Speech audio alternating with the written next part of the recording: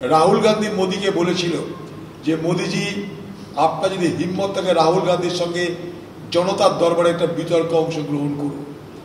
মোদি আপনি যদি এতই ক্ষমতা পালন এতই বিকাশ পুরুষ হন তাহলে আজ পর্যন্ত আপনার আমলে ভারতবর্ষের সাংবাদিক সম্মেলন হলো না কেন?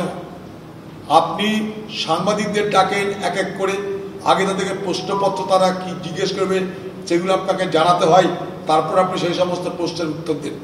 ভারতবর্ষের স্বাধীনতার পর এমন কোনো প্রধানমন্ত্রী আসেনি যে আজ পর্যন্ত কোনো সাংবাদিক সম্মেলন করেনি। ভারতবর্ষের প্রধানমন্ত্রী আপনি দুর্বল, তাই ভারতবর্ষের সংবাদ মাধ্যমের সামনে আজ পর্যন্ত বসতে পারেননি। দ্বিতীয় কথা, রাহুল গান্ধী যখন বলেছিল মোদি আপনার সঙ্গে সরাসরি বিতর্ক জনতার দরবারে, সেখানে আপনি হিম্মত দেখিয়ে সেই বিতর্কে অংশগ্রহণ করতে পারেননি।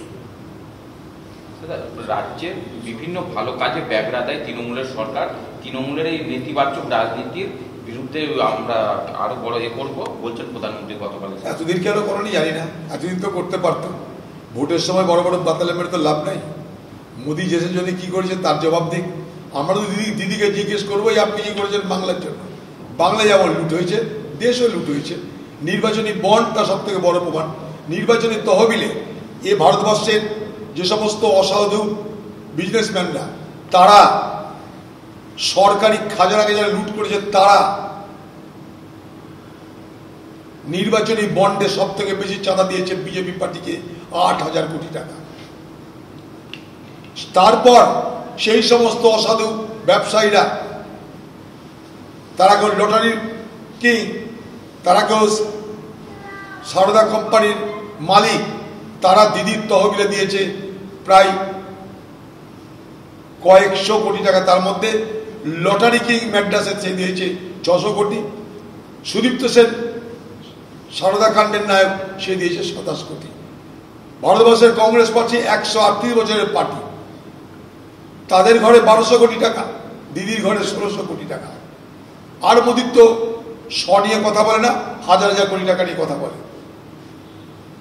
তাই স্বাভাবিকভাবেই যারা বড় বড় স্বচ্ছতার কথা বলে, যারা সততার কথা বলে, তাদেরকে বলবো নির্বাচনী বন্ডের টাকাটা কিভাবে এলো। এই নির্বাচনী বন্ড আদায় করতে গিয়ে এদেশের সম্পদের 4 লক্ষ কোটি টাকা আমাদের লস হয়েছে। অনুপ্রবেশকারীদের বাঁচাতে সিএএ এর বিরোধিতা করছে বিরোধীরা। সব শরণার্থীরা নাগরিকত্ব পাবে। তো ভোটের আগে মোদী বলছে 14 সাল থেকে। তো মোদী তো পুরোনো স্লোগান, 14 সাল থেকে বলছে নাগরিকত্ব আইন আর এনআরসি। তো নাগরিকত্ব আইনে কে কে এখানটায় পেয়েছে মোদীর দয়াতে তা আমরা দেখতে চাই। আর কটা এনআরসির কারণে এদেশ থেকে তোমার যারা অনুপ্রবেশকারী তাদেরকে ধরা হয়েছে এবং বিদেশে পাঠানো হয়েছে, তার একটা তালিকা ভোটের আগে দিয়ে যান। 10 বছরের গল্প হয়ে গেছে এগুলো। বারবার ঘুঘুতে ধান খাচ্ছে না। নাগরিক আইন পচে গেছে, এনআরসিও পচে গেছে। এগুলো মিথ্যা ফালতু কথা, এখানকার মানুষ সব বুঝেছে। যদি এনআরসি সব সমস্যার সমাধান করতো তাহলে উত্তরপ্রদেশে এনআরসি চালু হয় না কেন? মোদির রাজ্যে গুজরাটে এনআরসি চালু হয় না কেন? জবাব দিক আগে। টিএমসি ইন্ডি জোট বাংলাকে, টিএমসি ইন্ডি জোট বাংলাকে, জামাত বাংলাকে উল্টো দিকে নিয়ে যাচ্ছে। মোদির একটাই লক্ষ্য, নির্বাচনের শেষ লগ্নে এসে যেটুকু এখন নির্বাচন বাকি আছে সেখানেও একটা সাম্প্রদায়িক বিভাজন, সাম্প্রদায়িক মেরুকরণ এখনো তার লক্ষ্য। সেই জন্য সবকিছুতে জিহাদ দেখে, সবকিছুতে জামাত দেখে। এটা পরিকল্পিতভাবে সব কথাগুলো বলা হয়, কারণ ভোটটাকে বিভাজিত করতে হবে। এবার ভোট প্রচার শেষ হলেও মোদির প্রচার শেষ হবে না।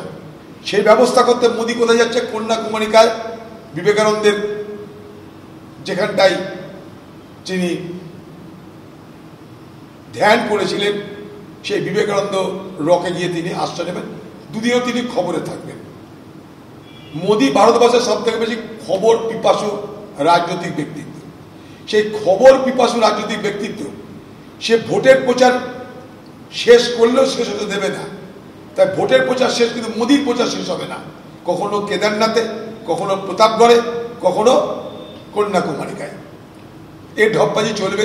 তাই এতদিন হিন্দু মুসলমান হলো, এবার স্বামী বিবেকানন্দের চরণে আশ্রয় নিয়ে সারা দেশ ঐক্যবদ্ধ হওয়ার তার কথা বলবার চেষ্টা করবে।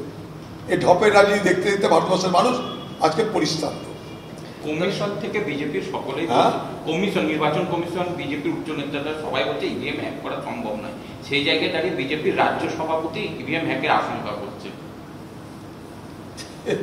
কাকে বলবে এগুলো? হতে মোদীদেরকে বা বিজেপি নেতা থেকে জিজ্ঞেস করবে।